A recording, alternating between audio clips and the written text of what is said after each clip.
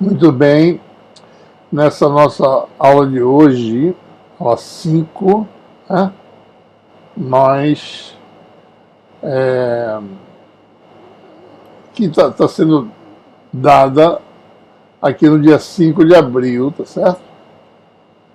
Ela vai ser publicada hoje ainda, no dia 5. Hoje seria a avaliação, mas ela foi adiada para o dia 12. Então a aula do dia 7 vai ser para o dia 5. 7 de fato era feriado, então fica essa aula do dia 7 fica sendo dada no dia 5, 7 fica de fato sendo feriado, né? E hoje a gente vai, a gente falou sobre potencial elétrico na aula anterior, vamos fazer alguns exemplos do cálculo potencial de distribuições representadas pela função delta, né?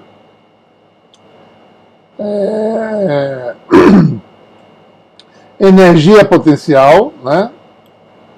E daí a gente vai ter as equações de Maxwell, temos para eletrostática no vácuo, tem todos os elementos para isso. Vamos falar sobre densidade de energia também, falar de energia potencial, né? Densidade de energia e condições de contorno, né? Então eu vou fazer uma mudança aqui do microfone, se o microfone não está funcionando direito, vou fazer essa mudançazinha. Então, deixa eu mexer aqui. Muito bem, então,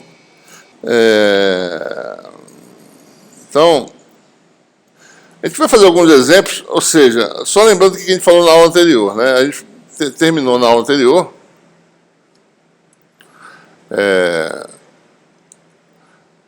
a gente mostrou que o potencial num ponto do espaço, né? A gente mostrou que o campo elétrico era obtido da função potencial, né?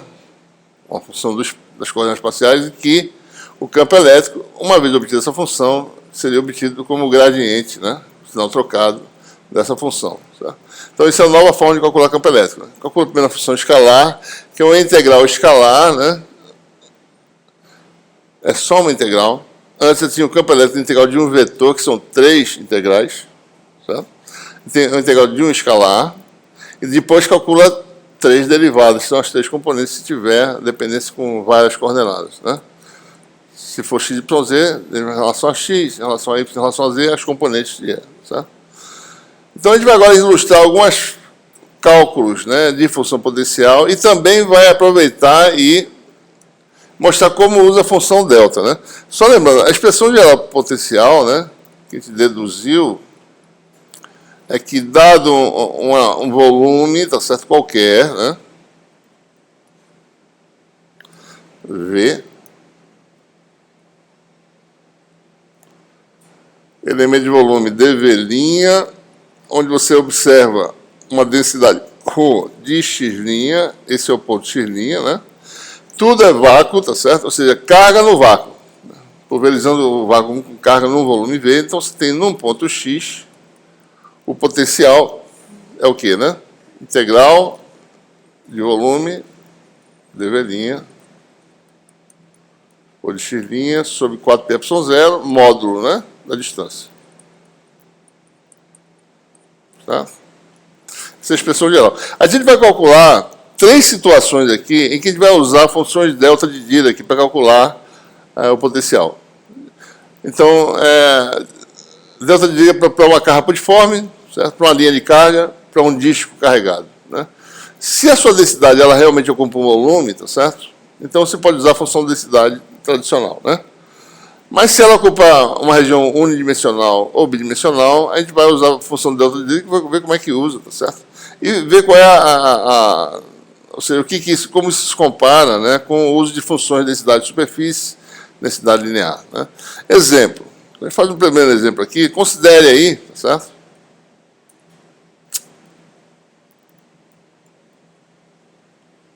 Só está rodando aqui, peraí. Tá. Então, por exemplo, você tem a capa de forma na origem, né? Deixa eu abrir aqui o meu marcador aqui.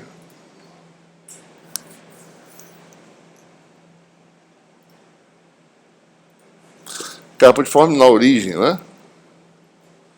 Então, a gente vai usar a expressão integral, que é essa expressão aqui.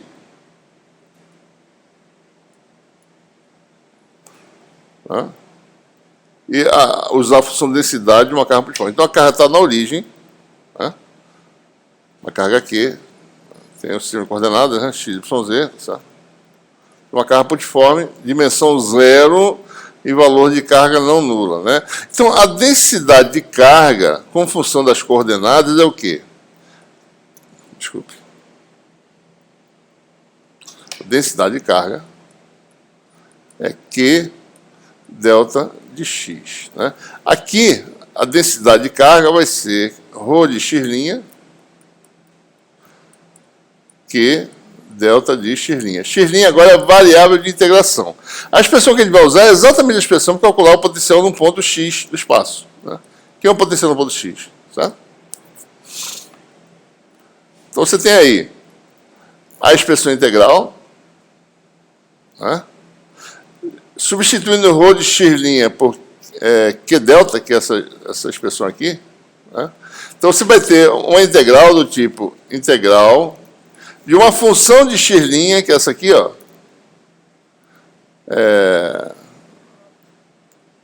Vou chamar isso aqui da função de x', f de x', delta de x', né? Ou seja, tem vamos botar o Q dentro, né? Então, eu chamo isso aqui de uma função f de x', certo? É tudo isso aqui, né? Isso aqui está errado, viu, pessoal? Olha o que eu estou vendo aqui. Tem um Q a mais. Aqui não tem isso aqui, não. É ρ de x', né? Isso aqui é Q delta, então Q sobre 4π x menos x' chama de f de x'. Então fica integral disso, delta de x'. E a gente usa aquela propriedade, tá certo? Que é integral de volume, né? De f de x', delta de x' menos x0 é f de x0, certo? Essa propriedade fundamental da função delta, né? Por quê? Porque eu tiro da integral, calculo onde a função é acentuada e integro, vai dar 1 a integral da função delta, f de x0. No caso presente, né? A nossa função é essa função aqui, né? Q sobre 4π0 x menos x', né? Então, f de x' é f dessa variável, né? Então, ela vai existir só f de x0, aqui o x0, né?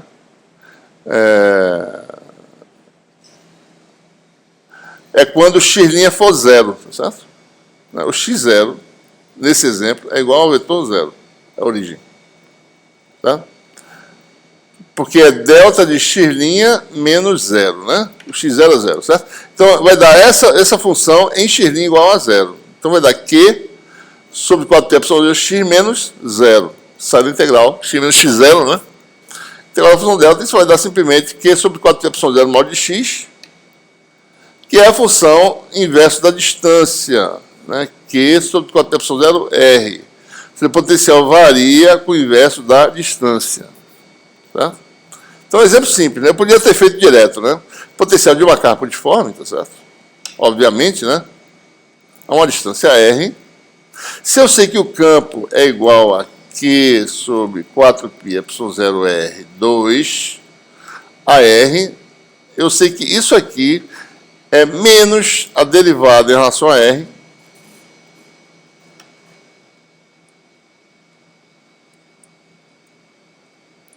de Q sobre 4πr, né? Ora, derivada de 1 sobre r é menos 1 sobre r2, com menos dá mais. Tá? Então, isso aqui, o campo elétrico, é menos o gradiente de uma função escalar. Que função escalar é essa? Potencial. Então, o potencial da carga putiforme a gente já saberia de forma simples, né? Que daria Q sobre 4πr. E esse é um resultado fundamental, tá certo? Fundamental. A gente tem que lembrar sempre, ó, carga putiforme, potencial varia com o inverso da distância, certo? Tá? A gente, quando estudar a solução da equação não homogênea, vai mostrar que o potencial escalar que aparece, o potencial eletromagnético escalar, tem dois potenciais, escalar e vetor. O escalar, né, num tipo de ponto de vista, o resultado é isso aqui sobre 4πε0, aliás, desculpe. Né? A gente vai mostrar que uma carga Q de T, né, a uma distância R, produz um potencial escalar, que é uma das componentes, é um dos potenciais que me permite calcular o campo elétrico, dá algo muito semelhante. Q de T', certo? 4πε0R. Em que T' é o tempo retardado, T menos R sobre C, em que C é a velocidade da luz. Certo? Então faz sentido, né? Nesse tipo de calibre que a gente vai estudar, que é o calibre de Lorentz, né? A gente chega lá. Só adiantando aqui a semelhança das coisas. Certo? O potencial escalar, o campo elétrico não só depende do potencial escalar, vai ter um segundo potencial, que é o vetor, depende de 2, mas o potencial escalar, né, dá um resultado muito semelhante a esse aqui da carga estática, só que aqui leva em conta o tempo que leva da informação que varia no tempo, chegar daqui até aqui, com a velocidade da luz, se for no vácuo, no caso C. Tá? Então, em T igual a zero, em T igual a um certo T0, eu só vou sentir aqui, tá certo? R sobre C depois, o efeito. Eu vario aqui, tem que chegar a informação lá naquele ponto, levar o tempo da velocidade da luz para chegar lá, eu vejo. Mas a expressão é semelhante, é a mesma expressão. Campo uniforme, potencial dado por isso. Só que T' depende também da coordenada, certo? Tá? Mas é semelhante, certo? Ok? Mas a gente vai ver isso com mais calma depois. Só estou adiantando para mostrar que essa expressão vai reaparecer, é uma expressão fundamental. O monopólio, que é a carga elétrica, tem um potencial escalar, né, elétrico dado por 1 sobre R. Certo? Só. A carga estática não está variando tempo, então esse é o resultado. Certo?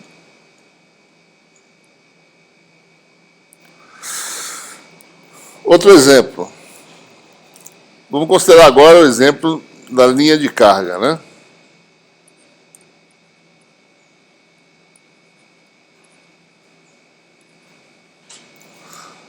Considere que você tem aí, agora, essa situação, uma linha de carga finita, de comprimento L, em que você tem carga distribuída uniformemente nessa linha, certo?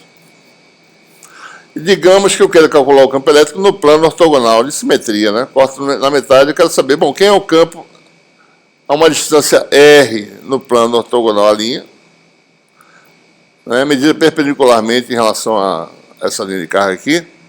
Então aqui está a localização X, tá certo? Aqui está o elemento X', né? E a densidade, a carga total, digamos, é Q e o comprimento é L, então há uma densidade de carga linear igual a lambda, né? Certo?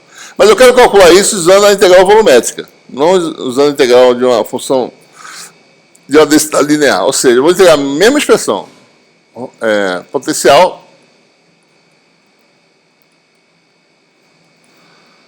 integral de dV',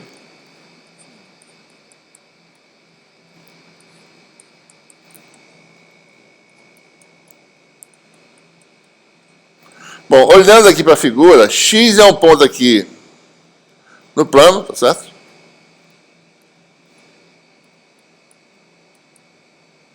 R a R. Bom, como eu vou usar a densidade volumétrica, o meu X' é um ponto no meu volume de carga. O meu volume de carga está no espaço, tá certo? Em algum lugar do espaço. É claro que ele vai dar um resultado só aqui, mas como eu vou usar a densidade volumétrica, eu vou admitir que eu tenho X' em algum ponto do espaço, certo? Em cilíndricas, X' seria R' a R' mais Z' a Z. Uma das coordenadas é a coordenada daquele elemento de carga que está aqui, tá certo? Se eu botar o X' para cá, por exemplo, né? Deixa eu botar ele mais para cima aqui, fica mais fácil. Deixa eu apagar aquele outro. Digamos que eu tenho um X' aqui, tá? Então ele tem dois componentes. Uma na direção do vetor versor a R', que está a distância R' da origem, e uma na direção do versor a Z, que está a distância Z', e vai bater lá com a coordenada sobre a linha de carga, certo? Né? A pergunta é, quem é a densidade de carga, né? Certo?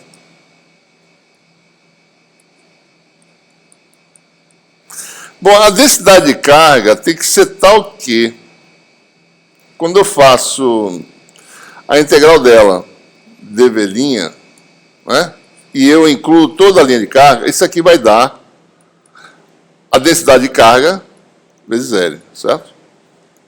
Ok? Ou seja, quando eu faço a integral de menos L sobre 2 a L sobre 2,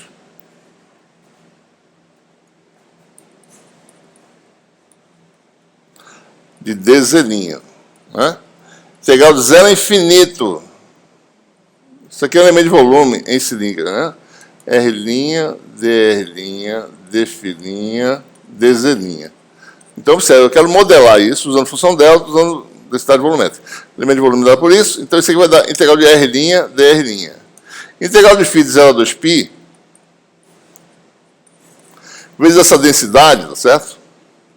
Isso aqui vai dar, né, lambda vezes L, certo? Ora, essa integral aqui dá L, né? Certo? Essa aqui dá 2π, porque essa densidade não varia com φ, tá certo? Ela só varia com R, né? Então, isso aqui vai dar 2π. Então, 2πL, integral de ρ, a função aqui qualquer que eu não sei direito, né? De R', né? R', dr', isso aqui vai dar, tá certo? De 0 a infinito, vai dar lambda vezes L, ok?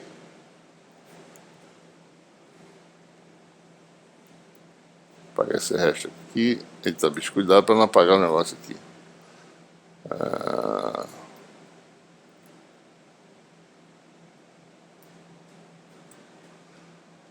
Subir aqui.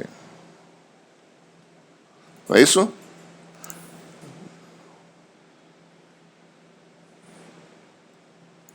Ok? Então, essa função, integral de 0 a infinito, de ρ de R', dr', vai dar lambda sobre 2π, né?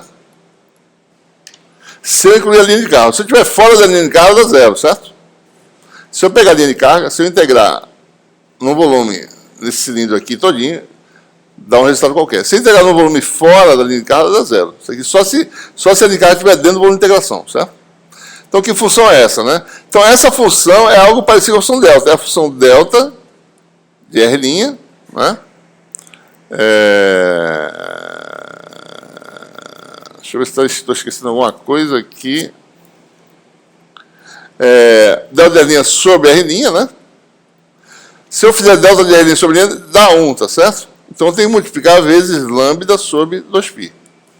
A integral disso aqui, vezes R', dr' vai dar o quê? R' cancela. Integral da função delta de 0 a infinito vai dar 1, certo? E o resultado vai dar lambda sobre 2π.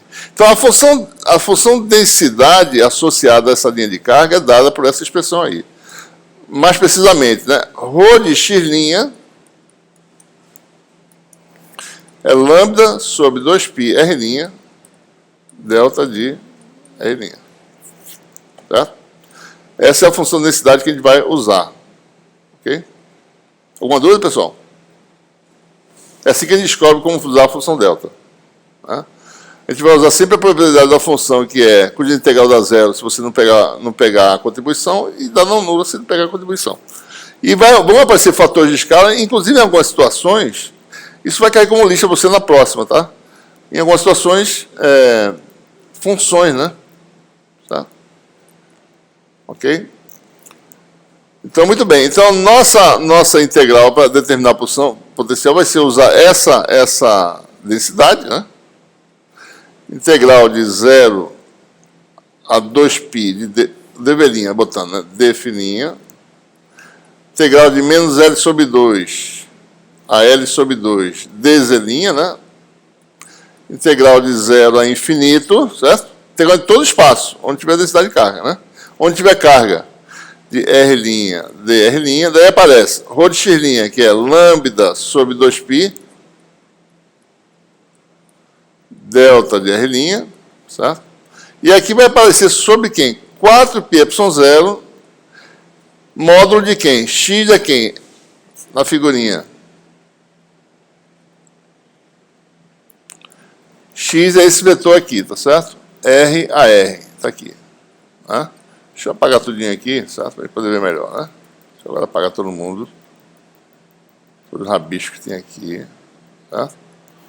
X é R a R, tá certo? X' é, como eu falei para vocês agora há pouco, é um vetor no espaço, certo? Tá? Então dá R a R menos o vetor no espaço que é R' a R' mais Z' a Z, módulo disso, certo? Ok? Ora, vou tirar esse lambda sobre 2π, tá certo? Vai ficar assim, ó. Fica meio... Vou botar aqui. Então, o potencial vai dar.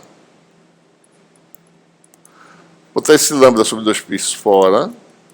Esse 1 sobre 4πε0 fora. Continua com as integrais, tá certo?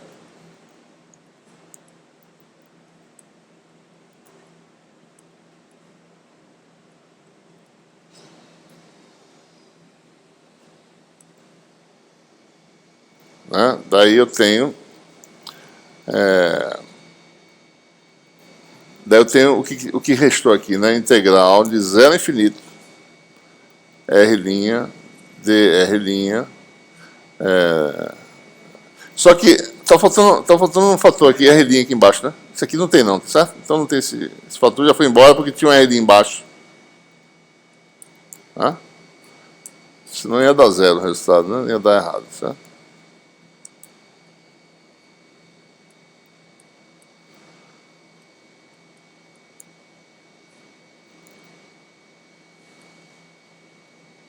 Vocês observam a diferença, né? Esse vetor está fixo, tá? Esse é variável, que eu estou varrendo o espaço, né?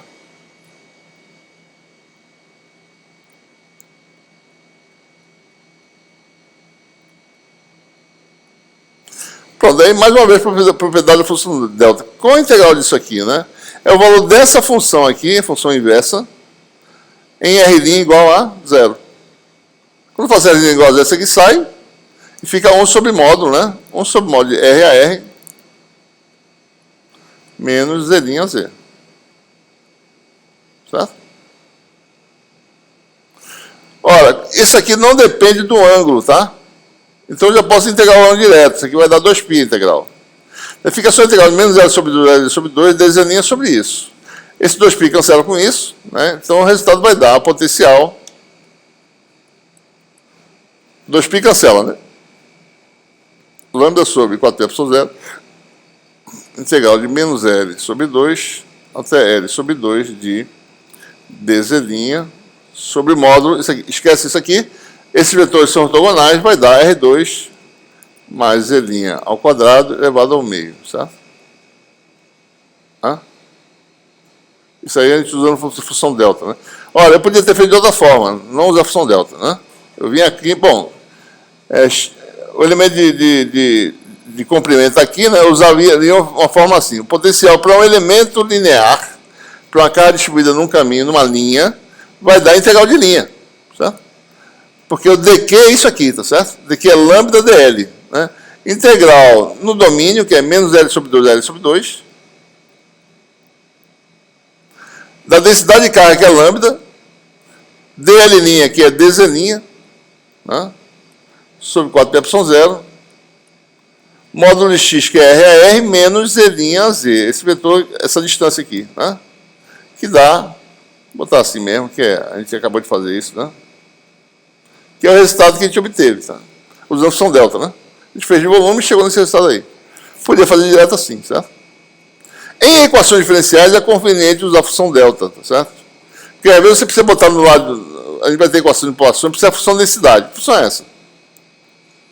Se é uma carga pontiforme, qual função que eu vou colocar? Se é uma densidade linear, qual função que eu vou colocar? Eu tenho que botar uma função delta desse tipo aqui. Na integral não é tão importante, basta fazer direto. Eu só estou ilustrando como é que a gente vai mexer com essa função, né? Bom, daí você calcula essa integral, certo? A integral pode ser calculada de forma razoavelmente simples, né? Você faz a substituição, né? Z' vale a integração igual a R tangente de alfa, né? dz' é igual a R secante ao quadrado, e R2 mais E2 é igual a R2, 1 mais tangente ao quadrado, que dá secante ao quadrado. Né? E daí você tem, olhando para esse alfa aqui, né?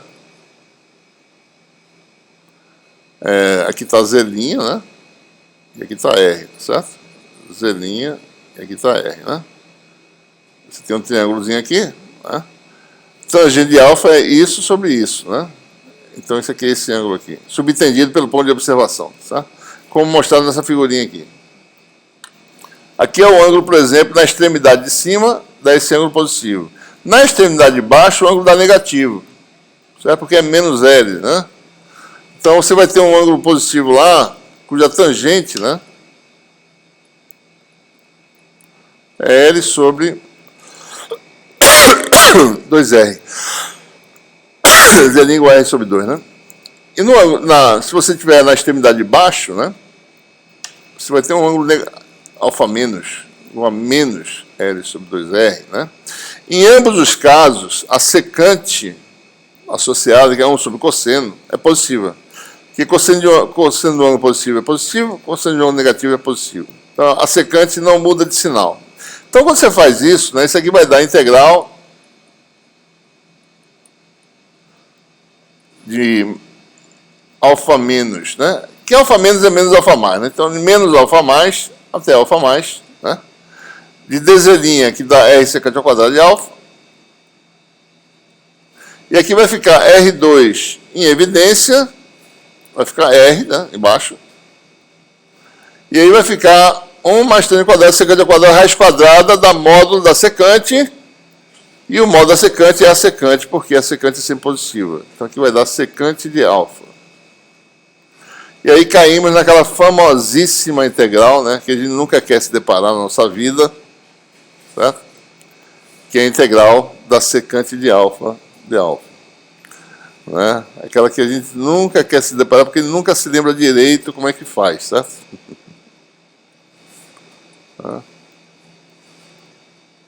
Certo? Vocês lembram como é que faz a integral, não? Você soma, o artifício é multiplicar e dividir por a soma de secante mais tangente, não é isso? Se você fizer isso, vamos só lembrando aqui como é que faz isso aqui. Isso é uma coisa que a gente sempre fazia, né? Vocês têm que voltar a fazer essas coisas. Hã? Isso aqui é cálculo, né? Isso aqui é trivial, tá certo? Então aqui dá secante ao quadrado mais secante tangente. Qual é a derivada disso? Derivada tangente é secante ao quadrado. Derivada secante é secante tangente. Então a derivada disso está aqui em cima. Então é du sobre u, log de u, log dessa função. Tá? Então vai dar, o resultado vai dar logaritmo da secante de alfa mais, né, digamos assim, tá certo? Mais tangente de alfa mais sobre a secante de menos alfa é a secante de alfa de novo. E a tangente de menos alfa é menos tangente. E daí você volta a relacionar. Eu sei quem é a tangente, consigo calcular a secante, né? Secante ao quadrado é 1 mais tangente ao quadrado, daí eu calculo a secante. Né? Você fica com a secante, secante ao quadrado de alfa mais, é 1 mais tangente ao quadrado, que está aqui, ó, L sobre 2R ao quadrado. Então, pessoal, quem não está com enferrujado, eu sugiro que comece a fazer essas contas, tá? Essas continhas de como se deparar com integral e resolver, né? Então, isso aqui vai dar secante de alfa mais igual a raiz de 1 mais L sobre 2R ao quadrado, né? Certo? Vocês façam essas contas, certo? Eu vou passar adiante aqui para vocês fazerem isso. E no fundo, o potencial vai dar, no fim, né, de vocês manipularem as coisas, vai dar, já está mais ou menos encaminhado, né, vai dar esse resultado aqui, tá certo? O potencial de uma linha finita, dá para essa expressão mais ou menos complicada, né?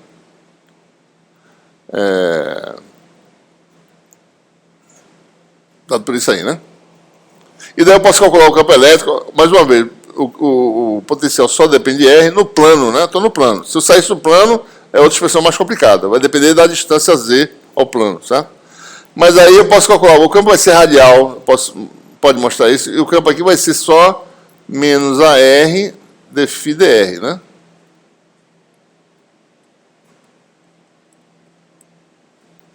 Ok? E aí você tem o cálculo. Bom, o que a gente vai fazer aqui? Vamos mostrar, bom, se eu tiver L muito maior do que R, né? Se você está calculando, certo? Muito próximo, aqui no plano de simetria, muito próximo do fio. Né? Ou seja, R muito pertinho do fio. Tá? Então é como se esse L se tornasse praticamente infinito, mas não vai fazer isso, não vai explodir aqui. Né? Ele vai fazer só essa aproximação, L muito maior que R. Né? Isso aqui dá praticamente zero, né? Fica raiz de 1 mais 1 dá 2. Embaixo tem que tomar cuidado, porque se eu aproximar por 1, vai dar zero embaixo. Eu vou fazer uma expansão em primeira ordem para ver o que acontece, o que sobra. Né? Quando você faz isso, certo? Isso aqui dá a parte de cima, e a parte de baixo é a expansão da raiz, né? Isso aqui dá 1 mais 1 meio, né? A raiz disso aqui, desse fator. A raiz quadrada em primeira ordem, né? É aproximadamente isso. Daí, menos 1, que é o denominador, esse termo cancela, fica só esse 1 meio aqui. Quando você faz as continhas, tá certo? O potencial vai dar dessa forma. Né? Esse 2 sai, fica 2π0 aqui. O logaritmo, isso aqui é log de L menos log de R, vai ficar uma constante que se torna muito grande à medida que ela é definida, mas não importa, é uma constante, um valor fixo, né? L grande, menos lambda sobre 2ε0 R. Esse é o potencial de uma linha de carga finita, certo? Para L muito maior que R, né? Φ de R é aproximadamente A, que não tem importância o valor de A. Mesmo que seja infinito, o que importa é que tem uma variação espacial que é dada para essa função. E é a variação da função potencial que fornece o campo elétrico, certo?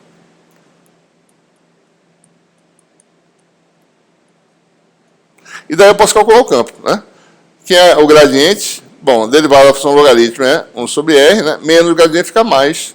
Você fica aí com o campo elétrico de uma linha de carga muito longa, né? Que é um resultado bem conhecido, tá certo? Lambda sobre 2πε0R, ou seja, o campo elétrico, olhando de cima, né? Ele é radial, né? Como se fosse uma cargazinha, mas ele é radial na direção do versor de cilíndrica, né? E varia com o inverso da distância, não do quadrado da distância. Por quê? Porque eu somei várias contribuições, né? E obtive esse resultado. Eu quero também observar o seguinte, na aproximação, esse é o primeiro exemplo de uma idealização matemática, né? Quando eu faço o fim muito longo, que o potencial ele não vai para zero no infinito, tá certo? Se está muito longe, a função logaritmo se torna infinita, né? Com sinal negativo aqui. Tá? Então o potencial não vai para zero no infinito. Tem algumas situações em que o potencial é muito... ele não vai para zero. Né? Por exemplo, uma carga pontiforme, o potencial varia com 1 sobre R, né? O potencial vai para zero no infinito. Ela está localizada. Um fio, certo? Ele é deslocalizado numa dimensão. Então, ele dá um resultado de um potencial que ele não vai para zero no infinito. Mas é uma idealização matemática. Qualquer distribuição, ela tem que estar dentro de um volume fechado, certo? No caso real. E qualquer coisa que esteja no volume fechado, você longe, vai dar um potencial sobre R. Qualquer que seja a forma, né? Tem uma distribuição arbitrária, tá certo? Formato arbitrário. Em qualquer ponto X aqui, certo? Vai dar uma função que pode variar de várias formas. Mas se for para muito longe, isso aqui vira um pontinho, certo? E muito longe agora, o potencial varia com essa distância sobre R. O caso do fio infinito, ele não pode ser localizado num volume infinito. Ele não pode ser um ponto, ele sempre é uma coisa infinita. Né? Mas é uma idealização. Se fosse no caso real, o que a gente quer dizer aí é o seguinte, um fio finito, né? Quando você está muito perto do fio, o comportamento do potencial, né, ele é tão longo que o meio dele não importa, certo? O comportamento é 1 sobre a distância. Ali é logaritmo, né? Log de R, certo? Né? Mas se for muito longe, se eu calcular direito esse negócio, vai dar uma função que cai com sub R mesmo. Tá? É nessa idealização que a gente está falando. Né? Bom, finalmente, mais um exemplo de uso de função delta e também uso e ver as características da função potencial em alguns casos. Né? Vou fazer um disco de carga agora. Né? Mais uma vez, né? Eu tenho aí um disco cuja densidade de carga superficial é ρS. Né? E vamos calcular o potencial no eixo Z. A gente vai ter ferramenta que nos permite, né, calcular em qualquer lugar o potencial. Certo? A gente vai poder fazer isso. Né? Por enquanto, só no eixo Z, a gente não tem essas ferramentas ainda. Vai ter daqui a algumas aulas. Né? Polinômio legenda, assim por diante, vai poder fazer essas coisas. Bom, essa função, tá certo? A densidade associada a esse disco pode representar, mais uma vez, por essa função aqui, ρS delta de Z. Certo? Por quê? Né? Se eu pegar uma área ds de sigma linha, a carga dq nessa área vai ser ρS, que é a densidade de carga superficial, delta sigma linha. Né? Eu posso calcular também a carga como sendo integral de volume, né? A uma distância R', tá certo? Isso aqui vai dar integral de dz' menos infinito a mais infinito, entre dois pontos aqui, tá certo? Cuja diferencial é dr', isso aqui vai dar dr' aqui fora, né? Deixa eu ver se está certo aqui, só um minutinho.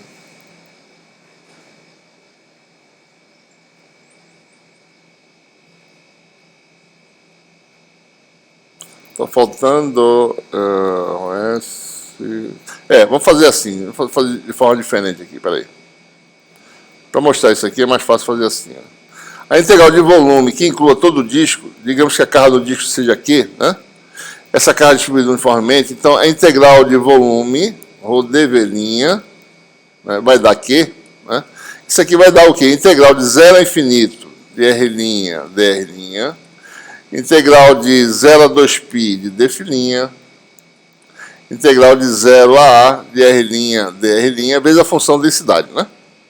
R', dr', não, desculpe, já fiz. 0 a infinito, de menos infinito a mais infinito, dz', a densidade associada a ρ. Isso aqui vai dar a carga Q, né? Essa função de densidade só depende da coordenada Z, tá certo? Não depende das outras. Isso aqui dá PR2, né? E na realidade é de 0 a A, tá certo? De 0 até A só. Então isso aqui vai dar 2π A2 sobre 2 dá π A2, essa integral aqui.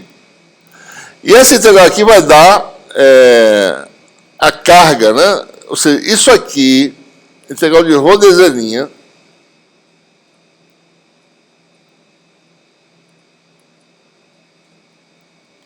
vezes πA2 tem que dar a carga Q, certo? Então, a integral de menos infinito a mais infinito da função densidade, ρdz', tem que dar Q sobre πA2, certo? Ora, se eu incluir o disco, se eu não incluir, se eu não passar pelo disco, dá 0.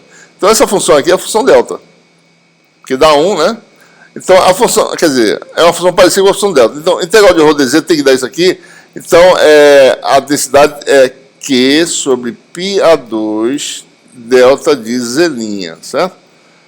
Se eu passar pelo disco, o resultado vai dar integral da 1, tá certo? Vezes, tá certo? Q sobre πA2 delta de z', né? Então tá certo, né? Integral de Q sobre πA2 delta de z', incluindo a passagem pelo disco, vai dar delta de z' vai dar igual a Q sobre πA2. Então essa é a densidade. A densidade de carga associada ao disco é Q sobre πA2, que é a densidade de carga superficial, delta de z'. Certo? Então a gente descobre assim como é que a gente acha a densidade adequada a essa densidade superficial de carga. Certo? Então, mais uma vez, né? Aqui está a função ρS aqui sobre a área, né? Joga na expressão integral de volume em todo o espaço, tá certo? Né? Então você vai ter integral em dφ, integral de 0 a dr', integral de menos infinito a mais infinito. E aí, mais uma vez, aquela propriedade. Essa integral vai dar um valor só em z' igual a 0. Isso aqui é x, um ponto de observação. Isso aqui é um ponto no espaço tridimensional, R', mais AZ. Né? Então, isso aqui vai dar apenas contribuindo z' igual a 0, contribuição z' igual a 0. Então, você fica finalmente com essa expressão aqui. Que na prática é a mesma coisa que integrar na superfície, tá certo? É isso que eu estou fazendo. Né? Certo? E essa integral aqui é simples de calcular. Isso aqui, a derivada disso está aqui em cima, né? Derivada disso aqui vai dar 2, isso aqui é R'.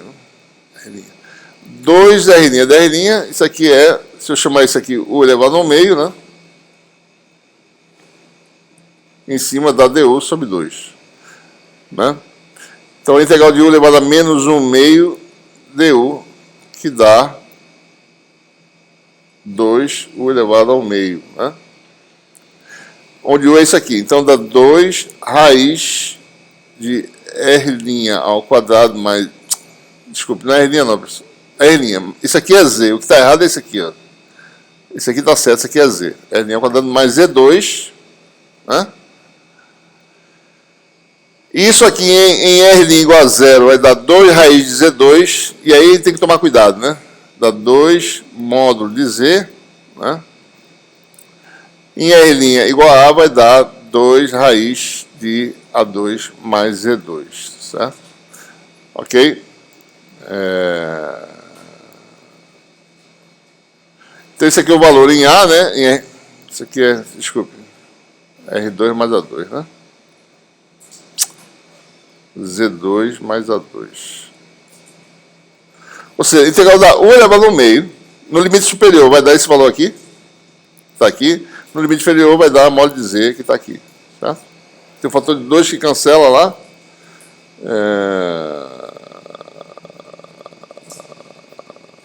A integral, na realidade, não dá isso, não, dá isso aqui, ó, se vocês calcularem, tá certo? Não vou perder tempo com isso aqui, com essa conta não, que é vocês que têm que fazer isso aí, tá certo? Mas só, eu já indiquei mais ou menos o que vai dar, né? E aí, ou seja, o potencial de um disco carregado no eixo do disco varia com o módulo de Z. E mais uma vez ele pergunta, bom, se eu fizer um disco muito grande, né? De forma que ele se transforme num disco infinito, certo? Ou um plano infinito, né? Isso quer dizer, na verdade, é o seguinte, se eu estiver muito próximo do disco, tão próximo quanto eu posso imaginar, quem é o potencial e quem é o campo elétrico, certo? Né? Mais uma vez, né? Z A muito maior que Z, A domina, tá certo? Fica A menos módulo de Z. Então, o potencial vai dar uma constante e uma função módulo de Z. Quem é o campo elétrico? Derivada, né? O campo elétrico vai ser uma função gradiente, tá certo? E a derivada disso aqui vai dar esse vetor, né? Que está ou para cima, se você estiver acima, assumindo o ρS positivo, né? Ou para baixo. Ou seja, um plano infinito de cargas, né? Fornece, vou botar assim, um campo, né? Positivamente carregado, digamos assim, né? Fornece uma outra idealização de campo, né? Agora, assumindo agora um plano infinito, né? Do lado de cima o campo faz isso, do lado de baixo o campo faz isso, né? E o campo vale em módulo, né? ρS sobre 2 ε0, certo? Ou seja, o que tem aqui de característica que ele sabe que não é verdade, né? O campo é constante em todo espaço, inclusive no infinito.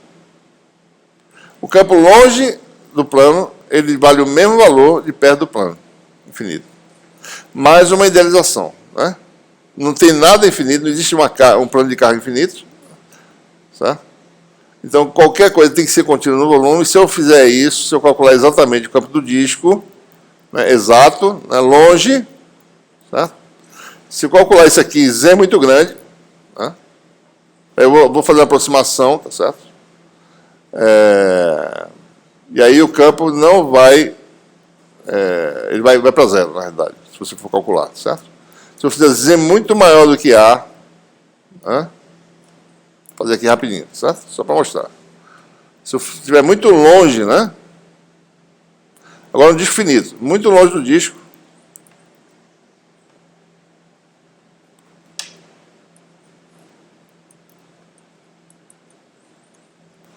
Z muito maior que A. Bota Z em evidência, vai ficar módulo de Z, raiz quadrada de 1 mais A2 sobre Z2, certo? Então isso aqui vai dar o quê, né? O que vai dar? Bom, em primeira ordem, certo? Isso aqui vai dar módulo de Z 1 mais A2 sobre 2Z2. Certo? Então, muito longe dá isso. Menos módulo de Z vai dar quanto? Esse termo aqui vai embora. Então, o potencial, né, para Z muito grande, vai dar ρS sobre 2 epsilon 0, isto menos módulo de Z, que vai dar módulo de Z A2 sobre 2 Z2, né? Certo? ρS é Q sobre πA2, né? Na verdade, isso aqui... Bom, deixa assim mesmo. ρS sobre 4, epsilon 0. Z sobre módulo Z, sobre Z2 dá... Isso aqui é A2, certo? Dá 1 sobre módulo de Z. Ou seja, 1 sobre a distância. É uma carga pontiforme, né? Quanto é que dá isso aqui? Bom, ρS é Q sobre 4... Q sobre πA2, certo? A2 cancela. Isso aqui vai dar carga sobre 4π epsilon 0, módulo de Z. Tá? Então, muito longe do disco, o potencial cai com o inverso da distância, né? Tanto para cima quanto para baixo. O inverso da distância. Tá? E não varia daquele jeito que a gente falou. Né? A gente falou no plano infinito. Se você levar em conta a realidade, você volta ao caso normal, certo? Ok, pessoal? Então, nesses exemplos, ele ilustrou como calcular potencial usando funções delta e como desse campo, desse potencial derivar. Tá? A gente obteve novas informações, tá? Linha de carga, né? O potencial varia com logaritmo de R, certo? É algo que eu poderia deduzir, sabendo que o campo de uma linha de carga varia com sobre R. Né? Se eu relacionar com o potencial, eu posso obter isso também. No plano infinito, o potencial varia com módulo de Z, certo? Isso é importante. Em algumas situações precisa saber disso. Então, observe, o potencial, se eu fosse fazer um gráfico do plano infinito, né, assumisse que ele existisse, né, então o potencial faz isso. Ele é infinito no infinito. Né? Na verdade, sinal negativo. Né? É isso, na verdade, se a gente olhar aqui a expressão, cadê o potencial? É uma constante menos isso. Né? Então, é algo assim. Bota uma constante para cima, é algo assim, né? Menos módulo dá isso, né? Mas uma constante é algo assim, certo? Potencial, né? Ele indefinidamente vai aumentando, né? Indefinidamente no infinito, certo? Ok? Então, essas situações, né, são idealizações. A gente vai se deparar com isso, com essas propriedades, tá certo? A gente vai resolver problemas, né, de esfera em campo uniforme, a gente vai ter que saber essas coisas, né, essas propriedades do potencial, né, de algumas situações.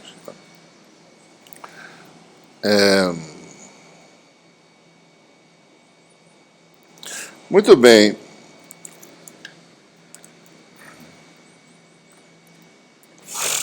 Vamos agora falar sobre... Vamos concluir essa parte, né? Exploramos aí lei de Gauss, né, função potencial, como obter campo, né, da função potencial. Vou falar agora sobre a interpretação da função potencial, uma interpretação que vocês já conhecem, vocês estudaram isso, mas vamos relembrar aqui, que a gente pode interpretar a função potencial diretamente com a energia de uma carga numa região de campo. Se você se pergunta, olha, existe uma região de campo E, né? Deixa eu diminuir um pouquinho aqui para poder ver, certo? E suponha que essa região de influência, né, uma distribuição de carga produz um campo elétrico. E eu estou bem afastado dessa região e eu não sinto essa influência. Então não interage, a carga não interage com essa distribuição de cargas. Então não existe força sobre essa carga aqui, né? Daí eu venho trazendo essa carga para próximo da região de influência, aos poucos, e sempre aplicando uma força externa que equilibra a força elétrica, certo? Segundo uma trajetória. Então venho lá do infinito nesse caminho aqui, e com isso eu posso calcular a energia que eu vou precisar para levar essa carga no seu ponto final. Então o que eu faço? Eu calculo o trabalho, né, externo, eu sou agente externo, integral de F escalar dl no percurso C, que eu estou realizando o trabalho. Mantendo sempre, né, a força, equilibrando a força elétrica, ou seja, em equilíbrio, sem acelerar. Tá? Por que essa preocupação? Sabe-se que cargas aceleradas irradiam campos eletromagnéticos. Então, se eu acelerar a carga, ela vai emitir radiação eletromagnética, certo? Então vai perder energia. Então eu não posso fazer isso, eu tenho que fazer isso num processo que eu não perca energia da carga. Certo? Esse é um outro fenômeno também, que a gente não vai explorar nesse curso, mas é um fenômeno importante. Cargas aceleradas, o elétron quando bate no anteparo, ele emite raio-x, né? O campo eletromagnético. Né? Não só raio-x, uma banda larga de frequências, incluindo o raio-x de forma, dependendo da energia do elétron, né? Com muita energia, vai ser mais energia, maior a energia do fóton que vai ser emitido, então, raio-x. Então, isso é a aceleração, ele desacelera rapidamente, né? Um elétron, quando cruza uma folha de alumínio, tá certo? Ele emite raio-x, porque ele interage, né, com os íons e positivo e negativo, e sofre colisão nesse processo de aceleração. Radiação síncrona, né? Você tem um elétron, velocidade constante, mas está com aceleração centrípeta. Tá? Está emitindo radiação na tangente, certo? O tempo todo. É assim que o pessoal faz emissão de radiação síncrona. Se você acelerar a carga, ela vai emitir radiação. Né? E esse fenômeno é explorado em vários dispositivos que se constroem, usando esse fenômeno. Tá? Ou seja, um elétron oscilando emite radiação. Né? Uma antena, né? Carga oscilando, acelerada para cima e para baixo, emite radiação eletromagnética. Né? Então você agora está trazendo de forma equilibrada, mantendo o equilíbrio de força, da força elétrica do sistema sobre a carga é equilibrada pela minha força como agente externo, eu posso calcular aí, certo? Essa energia, né?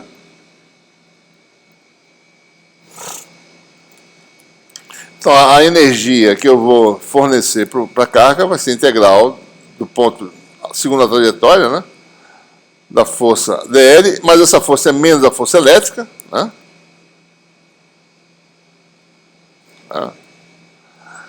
E a força elétrica, simplesmente, por definição, é o campo da região, certo? Da carga que lá existe, vezes a carga, né? Então fica menos que saída integral é dl. Ora, e é menos gradiente de φ, né? Onde φ é o potencial dessa distribuição de cargas que está presente. Então eu jogo aqui dentro, esse menos cancela, fica gradiente de φ. E gradiente de φ está assim, dl escalar gradiente de φ. Vamos agora olhar a definição do gradiente, né? Segundo uma trajetória, tá certo? Isso aqui é o dl, né? Mais ou menos. Isso aqui é o vetor tangente t. Tá? O dl é t vezes dl. Então você tem dl produto escalar vai dar dl t produto escalar com nabla aplicado a φ. Isso aqui é a projeção do nabla na direção tangente, na direção de t. E se o deslocamento nessa direção é dl, isso nada mais é do que dl. Se for direção x, é d dx. Na direção y, é d dy. Na direção de φ é d depois dividido por r de φ. Certo? Numa direção qualquer vai ser d, o comprimento daquela direção, ddl. Isso aqui vai dar dl, dφ dl, né? Isso aqui é diferencial de φ. Então, eu mudo os parâmetros de integração de localizações no espaço, né? A mudança de variável de integração. Né? Isso aqui muda para integral em φ, variável de integração muda para φ, e aqui vai ser o potencial lá longe, no infinito, e o potencial no ponto P. O limite de integração passa a ser. E a integral de φ dá simplesmente φ. Certo? Se a gente assume que o potencial muito longe é zero, vai dar o potencial no ponto P menos o potencial no infinito, que dá zero. Então, a energia fornecida para a carga, a energia que ela tem ali,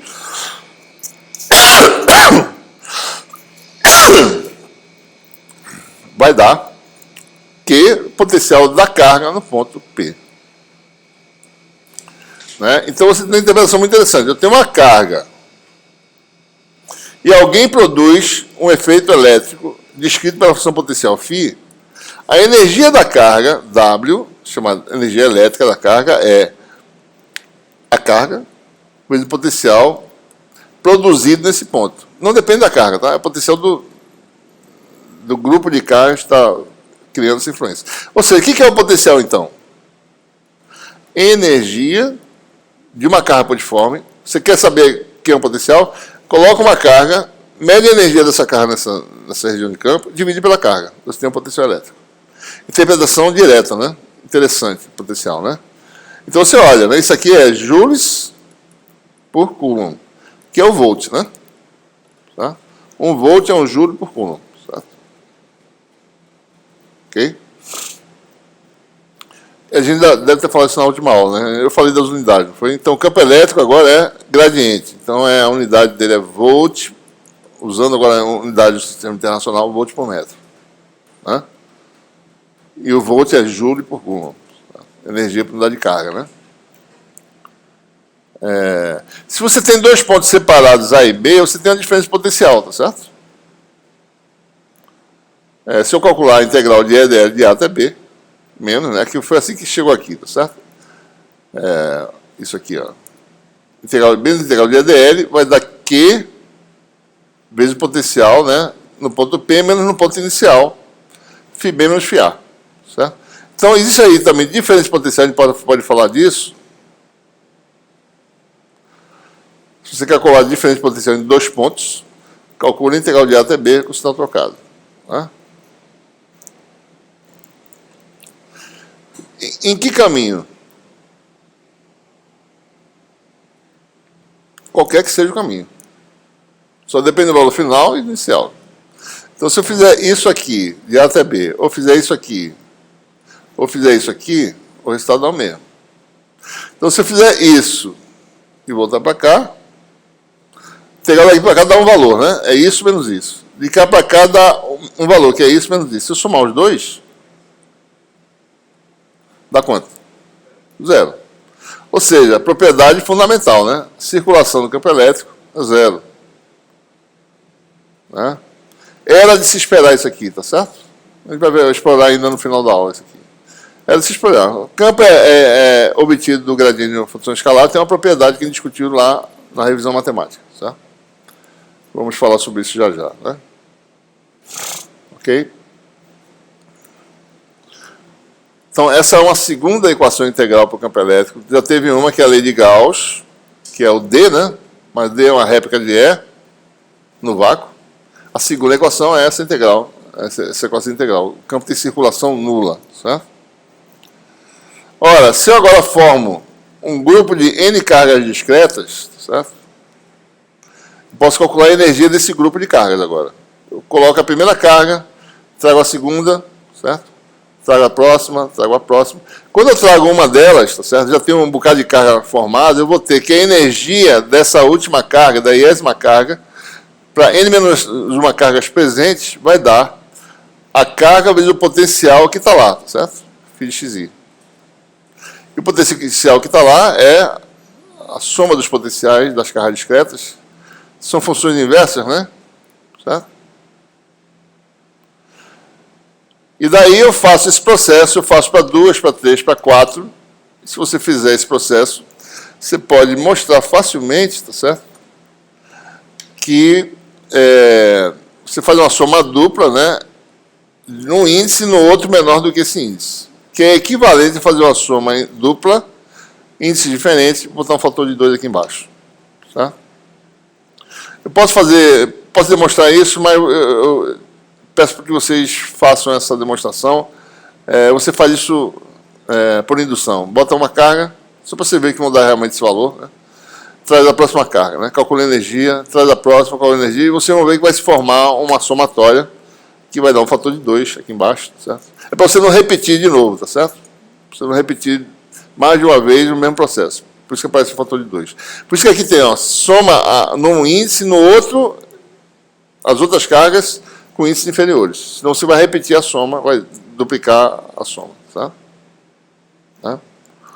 Então a energia vai dar esse resultado, né? Se você tiver cargas distribuídas, né, na prática, né, QI vira um DQ, né? DQI, certo? Ou DV, e QJ vira um outro DQ, tá certo? Associado a outra localização x', né? Quando eu colocar isso aqui, eu vou ter agora uma integral dupla, né? DQ', né? E vai ter a distância embaixo, mesma coisa, e o fator de 2. Isso aqui nada mais é que o potencial do grupo de cargas no ponto considerado. Então você obtém essa expressão aqui. A energia para um sistema de cargas distribuídas, como sendo integral de volume de ρ vezes φ. Ou seja, como é que a gente calcula a energia nesse ponto de vista? Você tem uma distribuição de carga, calcula o potencial dessa distribuição de cargas e calcula essa integral. Né? Como é que calcula o potencial? A gente fez alguns exemplos aí, certo? Né? Alguns exemplos foram feitos, certo?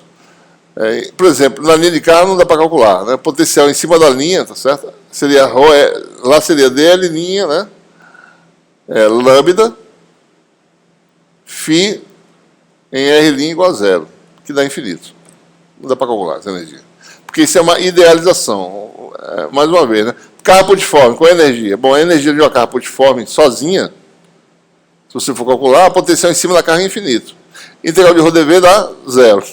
Aliás, dá Q, certo? Então, se você calcular, dá infinita a energia. A energia de uma carga que ocupa o volume de 0 é infinita. Você tem que lembrar que qualquer coisa tem tamanho, certo? Então, a carga pontiforme, no fundo, tem uma dimensãozinha. Você tem que calcular direitinho. Vocês estão lembrados que o potencial faz, que o campo elétrico aumenta, depois faz isso, né? Ele não vai para infinito, certo? Então, você calculando direitinho, você vai ter um valor finito para a energia, certo? Bom, então observe, né? Quando a gente faz esse tipo de coisa, observe que no fundo, né?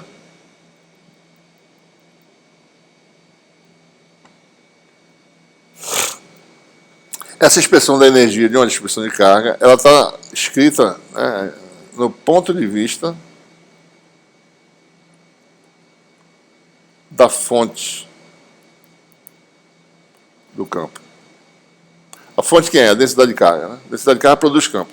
Por quê? Porque explicitamente quem aparece aqui é a fonte. E na prática, essa integral só vai existir no volume de carga V. Né? A contribuição de elementos fora do volume de carga dá 0. Porque ρdV dá 0. Ρ é igual a 0, né?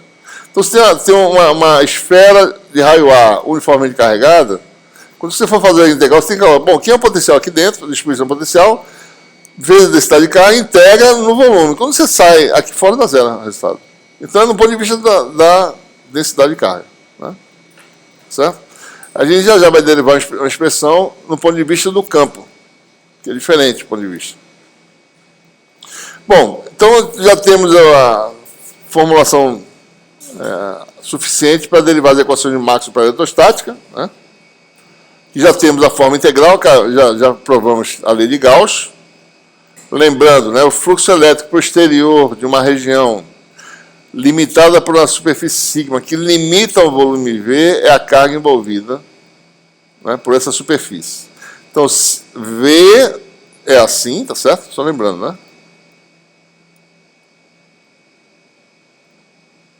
V é um volume de integração e sigma é a superfície que limita esse volume. E d sigma é para o exterior. A carga pode não existir em todos os pontos do volume. Se isso acontecer, parte das contribuições da integral dão 0. Por exemplo, a carga pode estar fazendo isso. Ó. Uma coisa que passa só um pedacinho. No fundo, a integração vai dar nessa parte interna aqui. Mas você integra nesse volume como um todo, certo? Vai dar 0, 0, 0, 0. Quando chegar aqui, vai dar um valor que é a carga envolvida. Né? Certo? Bom, essa é a forma integral da lei de Gauss. A gente pode derivar a forma diferencial usando nossos teoremas da análise vetorial, né? Isso aqui é integral. Teorema de Gauss. Fluxo posterior de uma região é integral de volume do divergente do vetor, certo? Isso aqui. Né? Combinando essas duas integrais, certo? Numa integral só, né? E isso vale qualquer que seja V, certo? Em particular, se eu pegar um volume tão pequeno quanto eu posso imaginar, o resultado da integral vai dar o volume, vezes o parênteses, e como o volume é finito, então isso aqui só dá zero se isso aqui for zero. Daí aparece a primeira equação diferencial, né, de Maxwell para eletrostática, que na realidade ela vale para campos dinâmicos também. Então essa equação vai se prolongar, ela vai fazer parte da forma final das equações de Maxwell. Tá?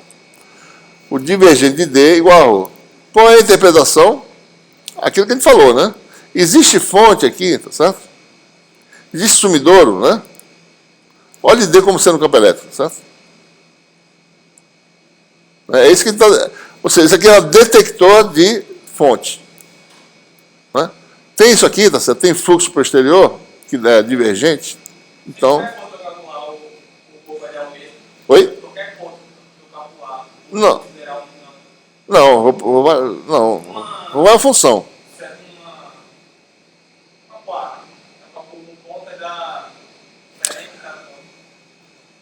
Veja, eu tenho um volume qualquer, certo? Se eu sei o D, porque eu saiba quem é D em todo o espaço.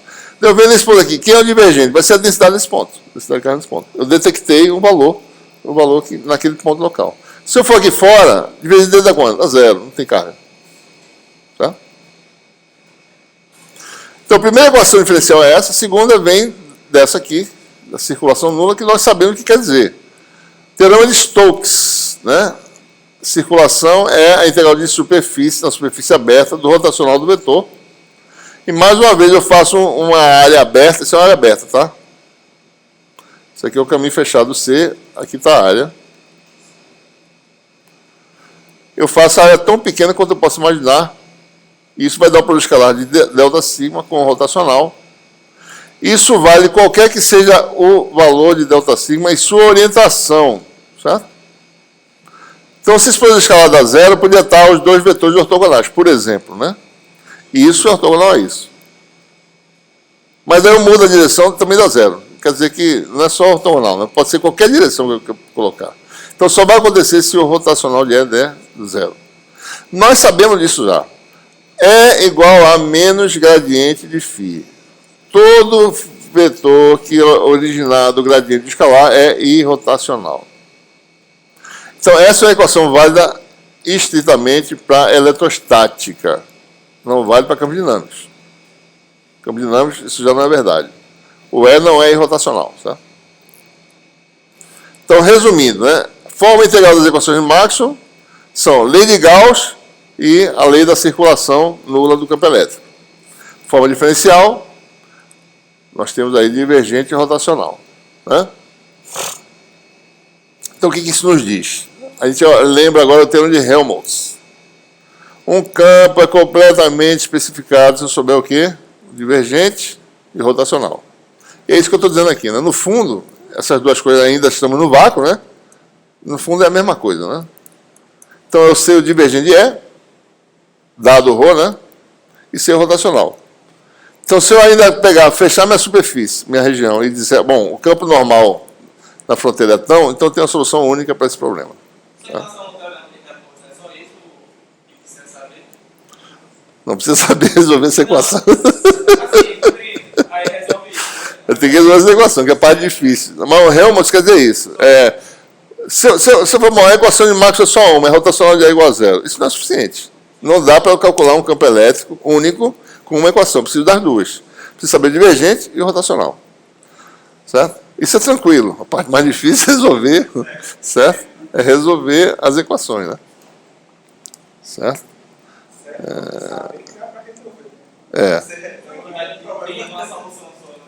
Bom, e com as equações de Maxwell, né, nós temos aí a energia no ponto de vista do campo. Voltando para a expressão original da energia, né? Do ponto de vista da fonte, né? É uma integral no volume da carga, certo? Mas essa integral, como eu falei, né? Ela só ocorre no volume de carga. Mas essa integral eu posso fazer em todo o espaço, no fundo, né? Eu integro em todo o espaço. Né? No fundo é assim, eu tenho uma região de carga espacial, certo? Que ocupa um volume V, né? Mas eu integro essa expressão, um meio de integral de ρ vezes dV vezes φ, em todo o espaço, porque vai dar zero em todo canto, menos em cima do volume da carga, certo? Então essa é a energia. Ok? Ora, pela lei de equações de Maxwell, isso aqui é divergente de D. Né? Então eu tenho aqui dentro o quê? Φ divergente de D. E nós sabemos uma regra da cadeia, lá da revisão matemática. Divergente de uma função vezes um vetor, f divergente de A, mais A gradiente da função. Né? Então, olhando aqui, f como sendo φ, e d, A como sendo D, isso aqui dá divergente de φA, é igual a φ divergente de D, φA não, φD, né, no caso,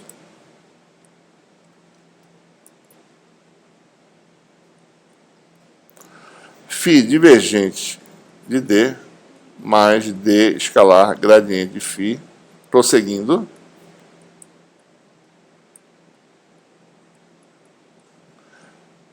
gradiente de φ é menos o campo elétrico, então vai dar menos D escalar E. Né? Ou seja, o que nós temos na nossa integral lá é φ divergente de D, né?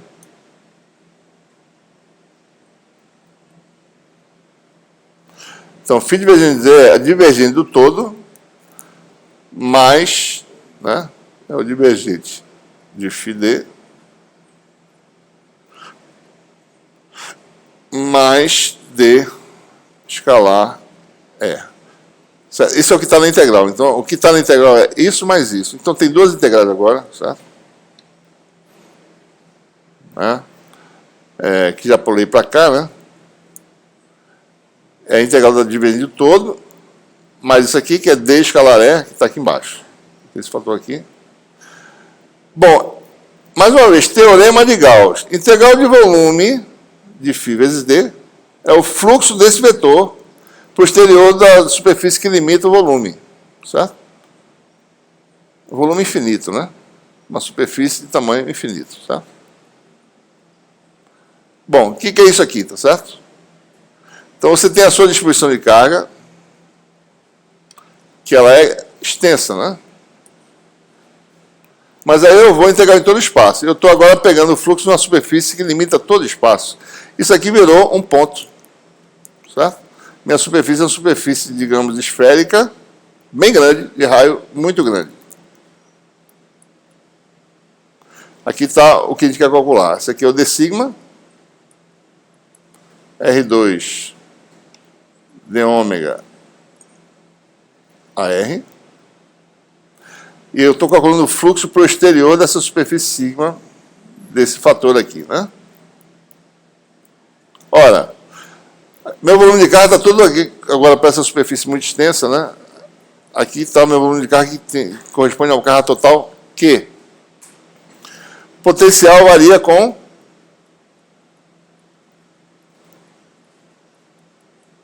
1 sobre R.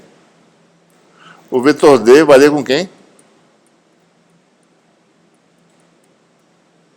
1 sobre R2. Muito longe de qualquer coisa, você tem o campo tradicional de uma carga pontiforme e o potencial de uma carga pontiforme, certo? Então, φ vezes D, que é o que aparece aqui no fluxo, é o quê? Q2 sobre 4π ao quadrado, epsilon zero, né?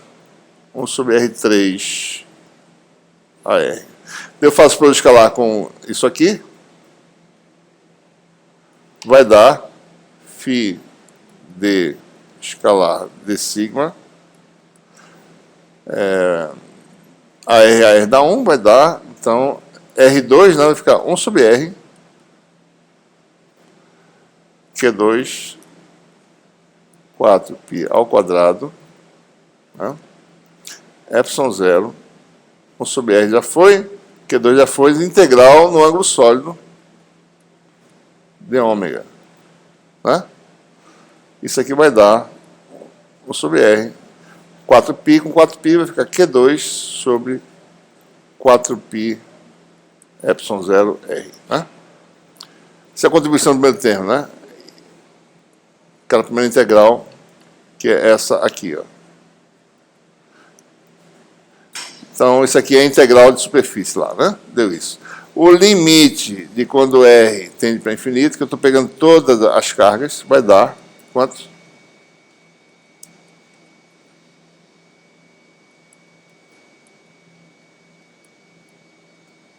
Quanto maior, né? Mais eu pego, tá certo? Como eu pego todo o espaço, né? Eu estou pegando uma área, uma superfície de raio muito grande. Isso aqui vai dar 0. Então, o primeiro termo não dá contribuição para a energia, então fica só o segundo. E você tem a expressão final para a energia,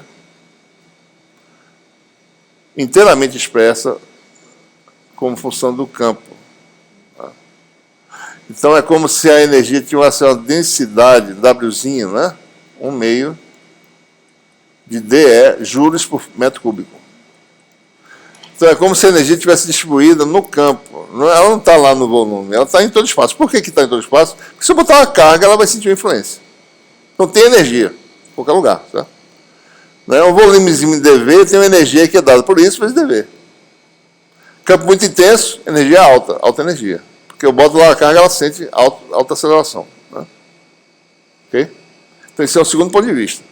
Então, se você faz no ponto de vista da fonte do campo, só para mostrar as diferenças das coisas, certo?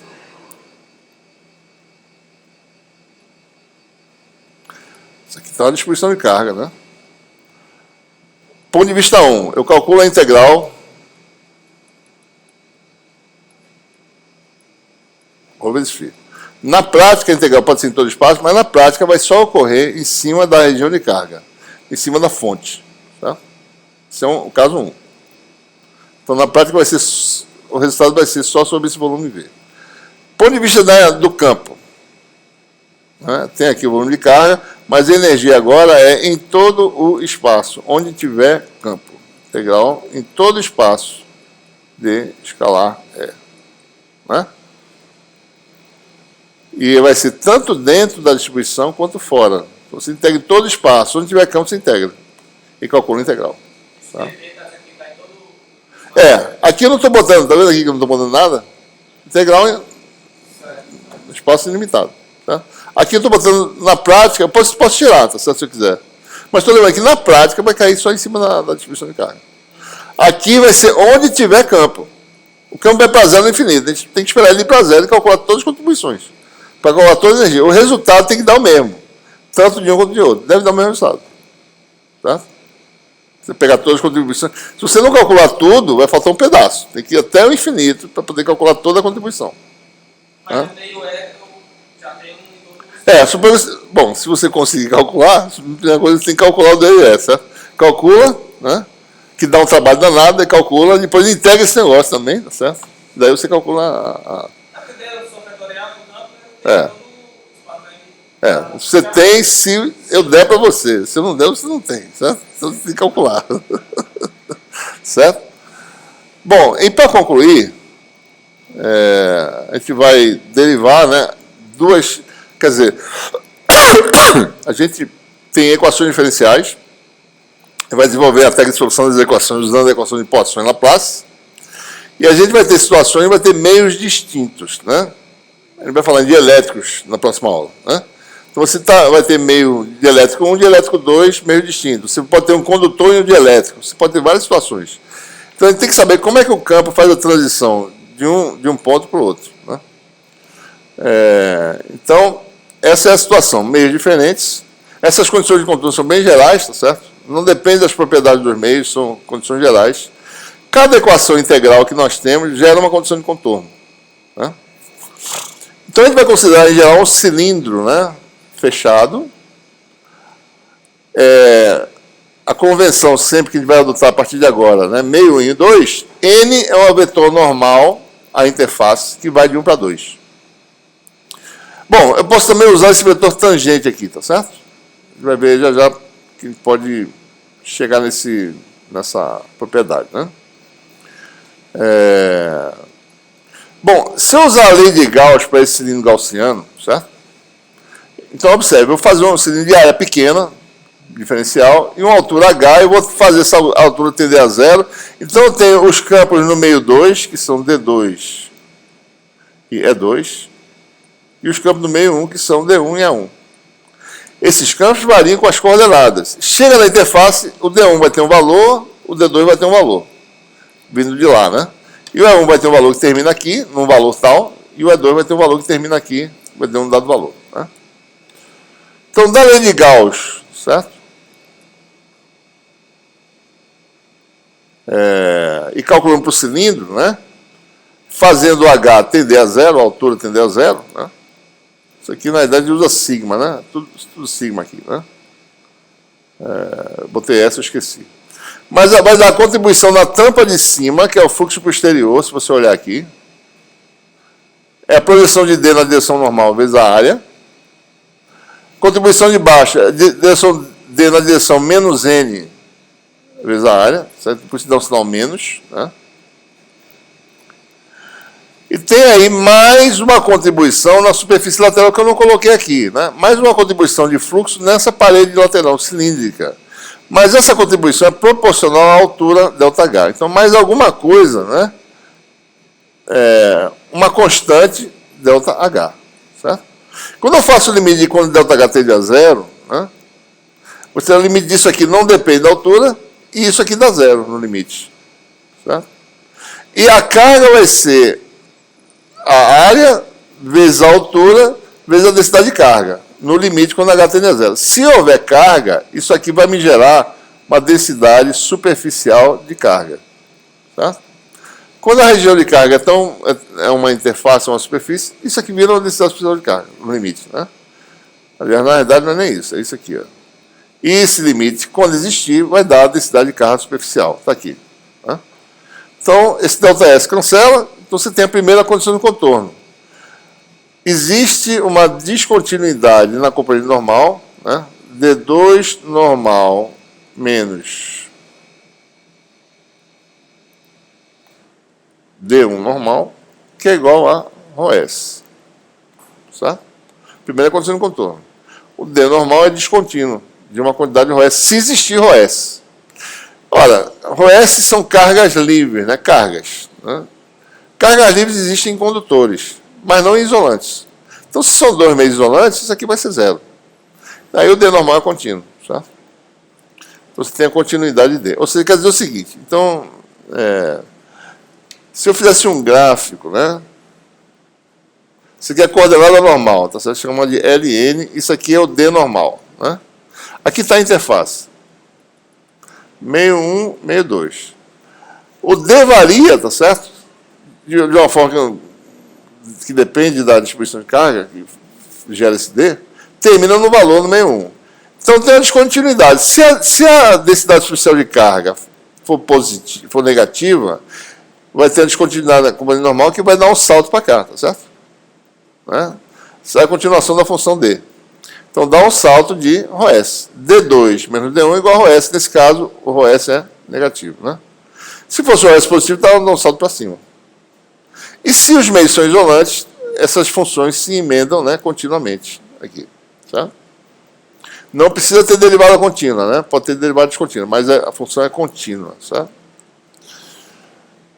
Mesma coisa acontece para o caso do campo elétrico. Mesma coisa acontece. Uma equação semelhante pode ser obtida para o campo elétrico, a gente vai derivar uma equação vetorial. Né? Em vez de usar a circulação, vai usar o fato que o rotacional de E é igual a zero, integra no volume e usa um dos teoremas que nós temos da álgebra vetorial, que diz que é o análogo, né? Integral de volume do divergente de E, chama de A, tá certo? É igual ao fluxo, né? Essa é uma das propriedades, lei de Gauss, né? Existe uma segunda que diz que integral de volume rotacional de um vetor é integral de d sigma vetorial A. Soma da ponto para x, nessa ordem, né? Então, se eu fizer isso, certo? Isso aqui vai me dar essa equação. Daí eu integro isso no meu cilindro, cuja altura vai para zero, vai dar uma contribuição na tampa de cima, né? Que é o campo do lado 2, lá de cima, né? Está aqui em cima. Campo do lado 2, né? Vetorial é esse vetor aqui, n delta s, vetorial é 2, e o n para baixo, menos n delta s, vetorial é 1. Mais uma contribuição lateral que é proporcional à altura ΔH, que no limite vai para zero. Né? Isso aqui vai dar essa contribuição, mais uma contribuição que é um vetorzinho. Isso aqui, na verdade, é ΔH. Né? ΔH. No limite, quando ΔH vai para zero, que é o que está sendo usado na figura, isso aqui vai para zero, fica só isso. Conclusão, independente do tamanho, né, eu posso... isso aqui está errado, pessoal. Isso aqui é... Né, n delta sigma é o vetor de sigma, né, no caso. Então, delta sigma é de tamanho finito. Então, resultado, n vetorial é 2 menos é 1 igual a 0. Isso é equivalente a dizer que a componente tangencial de E é contínua, certo? Né? Vamos ver por quê, certo? Vou fazer aqui um desenho simples, né? Interface N. O que essa equação aqui diz que é o vetor de diferença o vetor de diferença está na mesma paralela a N. Certo? Ok? Então, o vetor de diferença está no mesmo plano, né, que contém, está no plano que contém N. Então, se você pegar o E2, digamos que o E2 faz isso. O E1 tem que ser tal que sua extremidade, esse aqui é o meio 2, né? Aqui é o meio 1. Nesse ponto, eu pego o vetor E2. Digamos que o vetor E1 esteja para baixo. Ele tem que terminar numa extremidade cujo vetor de diferença seja na mesma direção, né? É 2 menos é 1, tem que ser paralelo a N. Então, isso acontece se ambos tiverem o quê? A mesma componente tangencial. Então, essa equação, que é uma equação vetorial, é equivalente a essa equação aqui. Componente tangencial de E é contínua. Se eu fizer um gráfico de E tangencial, né, como eu fiz antes, então, isso aqui vai se emendar de forma contínua, certo? Como funciona a coordenada normal, né? Chega lá, se emenda continuamente. Não tem salto no tangencial, tem salto no D normal se houver carga livre na interface. Certo? Essas situações vão ocorrer se você tiver, por exemplo, 2 elétrons, você bota entre eles uma folha de alumínio, certo? Da imprensa, e aplica o potencial na folha de alumínio, carrega com carga, daí você tem, tão fina quanto você possa imaginar, tem uma descontinuidade por causa dessa carga que está na superfície. Certo? Mas se você tem 2 meios isolantes, não vai ter carga livre naturalmente, de forma natural, então o D normal vai ser sempre contínuo. Certo? Ok? Então, em resumo, né, nós temos esse resultado aí. Certo? Essas são condições de contorno que a gente vai explorar muito aí no curso. Certo? Além de resolver a equação diferencial, a gente precisa saber esse comportamento na interface entre meios distintos para poder resolver essas equações. Tá? Ok? Alguma pergunta? Vou parar por aqui. Temos aula semana que vem, na outra, que é o exame, né? Na outra segunda, não é isso? E MOC começa... Vai viajar quando? Sábado agora. Essa semana que vem, né?